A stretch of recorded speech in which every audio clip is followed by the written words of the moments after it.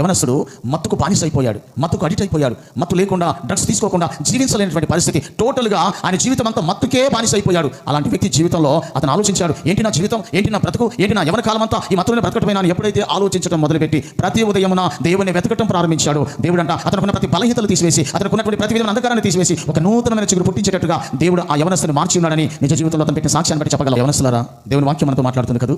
ఆ యవనస్తుడి జీవితం మత్తుకు బానిస అయిపోయి ఏమి తెలియని స్థితిలో, దిక్కు తోతని స్థితిలో, జీవితం అంతా అగమ్యగోచరమైన స్థితిలో దేవుని వాక్యం ఆయన పట్టుకుంది. ప్రతి ఉదయం నేను దేవునితో నేను ఎందుకు మాట్లాడకూడదు, నా జీవితాన్ని ఎందుకు మార్చుకోకూడదని ఆలోచన చేసిన యవనస్తుడు ఇదిగో తన దారిని మలిచుకున్నాడు. అలాగే నేటి యువత యవనస్తురాలైనా సరే ఇదిగో మత్తుకు బానిసలు కాకుండా, సినిమాలకు అడిట్ కాకుండా, సీరియల్లకు అడిట్ కాకుండా ఎప్పుడైతే దేవుని వైపు చూస్తామో, ఉదయమనే దేవుని వెతకడం ప్రారంభిస్తామో, మీ యొక్క యవన జీవితాన్ని, మీ యవన కాలాన్ని దేవుని కొరకు ఖర్చు చేయగలిగితే నా దేవుడు వాక్యం చెప్పింది కదా, అనుదినం ఆయనకు నూతనమైన కృప పుట్టుతుంది, నూతనమైన వాత్సల్యత పుడుతుందని. దినము మనలను కోపంతో నింపగలిగిన దేవుని తట్టు కనుక మనం చూడగలిగితే మీ జీవితాలు అందంగా దేవుడు మలచగలరు. అలాగే అందంగా మీరు మలుచుకుంటారని మీ సేవకునిగా మరొకసారి మీకు మనం చేస్తున్నాం.